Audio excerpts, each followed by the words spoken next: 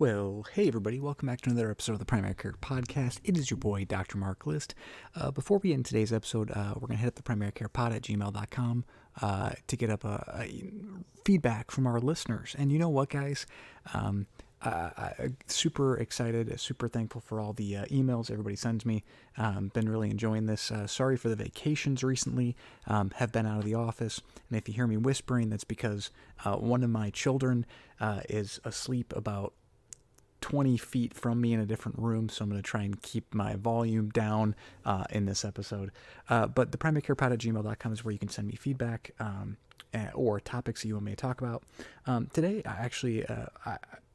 personal correspondence, people email me, and somebody sent me an email and said, "Hey, Dr. List, how come you never talk about your family? Give us some more information about you." And, you know, I want to keep everything private. I don't want to put too much out there. I stay off social media, etc. But I would like to tell a story about how I met my wife for the first time.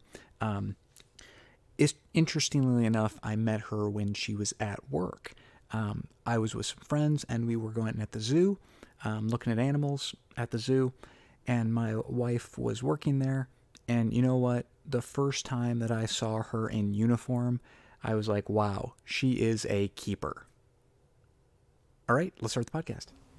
The Primary Care Podcast is written and edited by a family physician for an audience of other physicians, nurse practitioners, physician assistants, residents, and medical students interested in primary care topics. This is not a podcast for patients and should not be used as medical advice. This is also a personal podcast, produced on my own time and solely reflecting my personal opinions. Statements of this podcast do not reflect the views or policies of my employer, past or present, or any other organization with which I may be affiliated. Thank you for listening to the Primary Care Podcast. I'm Dr. Mark List, here to bring you the latest news, guidelines, and updates from primary care sources around the globe. Keeping it under 15 minutes long because you're in a hurry and I'm not that smart. Well, welcome back to the Primary Care Podcast, pod girls, pod boys, pod people. It is your boy, Dr. Mark List, back at you. Yeah, I know it's been a hot minute. Like I said in the intro, I was on vacation. I apologize. Summer gets a little busy around the List household, but we're at you with another episode. And today's episode came from an article that actually I looked up this week in clinic. And I was, I am not a smart man, and I'm also a pretty lazy man. And I have many people on complex diabetes regimens that if they either come to me, they've transferred care to me on these, insulin regimens, or they've seen, endocrinology at some point, or they were in the hospital at some point, got put on a complicated insulin regimen. And, I really don't like managing basal insulin plus your boluses at meals, and trying to, when the patient comes back and their A1Cs are crazy high, okay, how much, should I raise their basal insulin or their boluses? I need to have them check blood sugars multiple times per day, or get a continuous glucose monitor, which, by the way, those are amazing and have lots of benefits to them. Patients love them and pretty easy to get hooked up with, and overall just really beneficial. But patients hate taking multiple insulins, and so I have lots of patients who are on metformin and maybe a glipizide. Maybe they're on a GLP-1, maybe they're on an SGLT2, or maybe I haven't seen them, or they're establishing with me, or they're one of my partner's patients, for example, coming to me, and I'm taking over for them. And I get really frustrated. And so what I've been trying to do recently is I've been trying to simplify those insulin regimens. And there's nothing inherently wrong with basal bolus insulin regimens, right? There's absolutely nothing wrong. And in fact, it's way better than sliding scale. If you use sliding scale, just slap yourself in the back of the head and neck yourself, because sliding scale should be gone, right? That's a reactive approach. Basal bolus is a proactive approach. So it's good and it's recommended. But I am a stupid man. I am a simple man, and I don't like managing those.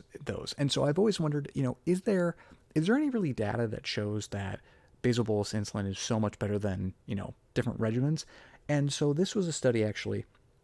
And again, I was looking to see if that data existed, did a quick search, and it does actually exist. And it was actually a pretty recent study. And there have been other studies too, but this one involves some of the newer drug classes, which we have focused on in previous episodes.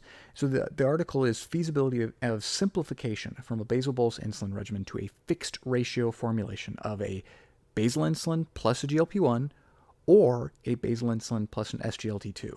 It's called the Beyond, a randomized pragmatic trial. Here in just Diabetes Care magazine, 2021, June of 2021. So, I mean, gosh, last month. And what I love about this article is that it took patients that were on a basal bolus insulin regimen that had both the basal and the bolus at meals, right? So multiple different types of injections, so multiple insulins, multiple injections per day, checking blood sugars multiple times per day. And these had to be, they weren't necessarily poorly controlled, but the mean A1C out of all 300 patients plus in the study was 8.6. So, on average, not very well controlled. And so then they followed them for 6 months, and they had the control group. They looked at that basal bolus insulin, and they said, okay, how much can we modify that? Let's titrate that up. So basically, the one group they called an intensification, right? So adding insulin, right? Number 2 was switching from a basal bolus to a basal. So leave the basal where it's at, and then add a GLP-1. Or take that basal insulin and then add a SGLT2, okay? And all 3 groups, I think this is really important because at 6 months, all 3 groups lowered their A1C. And pretty universal, right? The first group, the control group, was by a half a point or a half a percent. Second group, the GLP-1 group, 0.5% or 0.6%. And the SGLT2 group was 0.7%. And again, so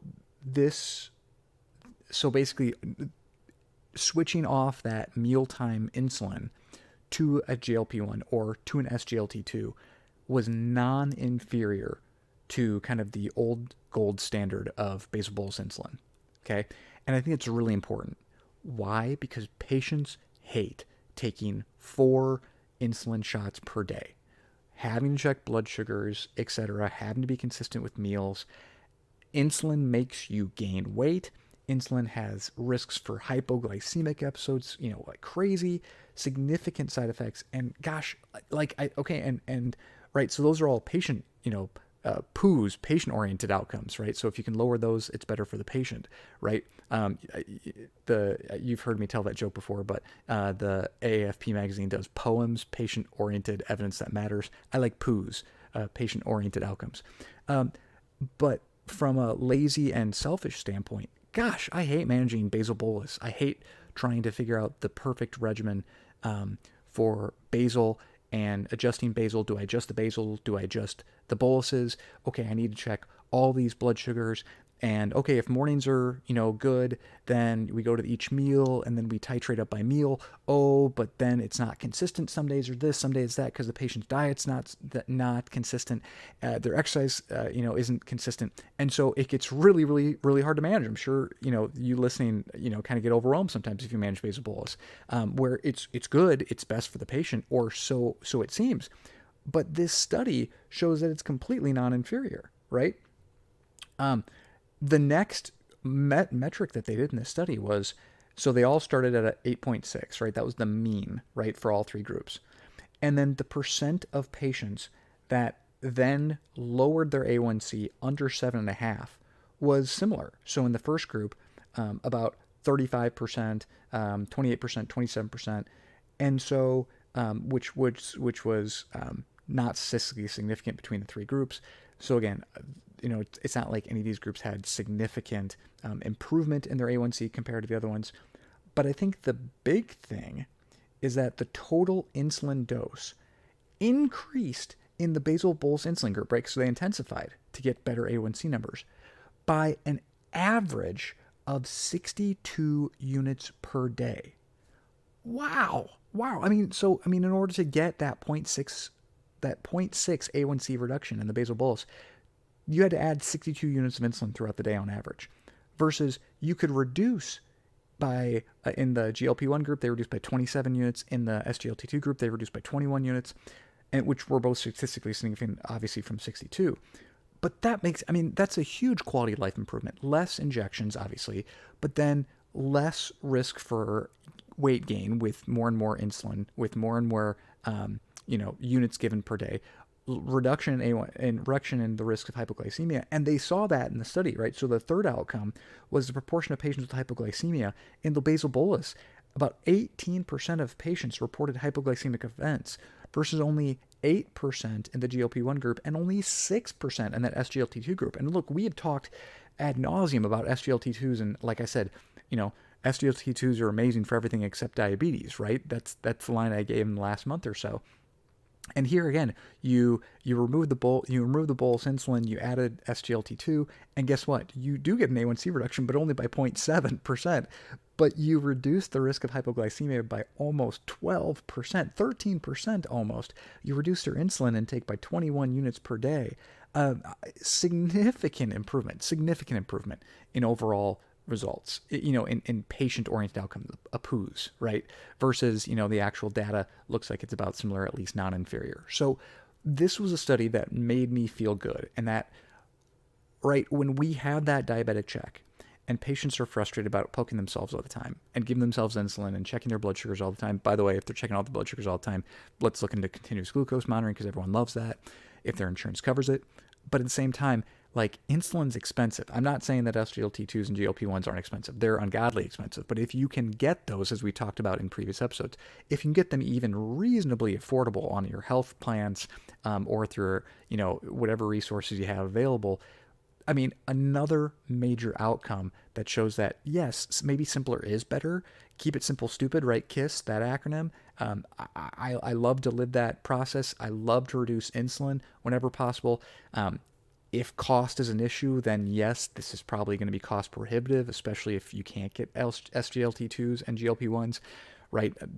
And with GLP-1s, in this group, about 12 people dropped out because of GI side effects. So about 10% of your group dropped out in the study, which again is something that you need to look out for. Only a handful, less than 10, dropped out in the GLP-1 group, or in the SGLT2 group.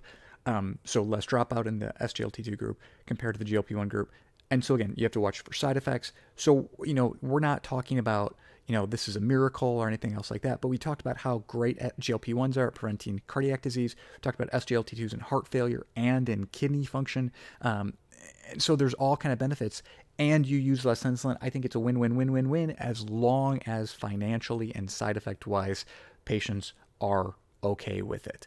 And I think, again, as somebody who wants to simplify his own work because he's lazy and I'm not smart enough to handle that, I think these are, again, really good tips for me that says what I can switch these people to is not inferior, probably has better patient-oriented outcomes, and overall is probably going to be better off in the long run, again, assuming cost and side effects are tolerable. So hopefully that was a good episode for you on maybe a plan for your patients on multiple insulin doses per day, maybe as a way that, yes, you can convert them and not feel like you're going to be having any major problems or any issues.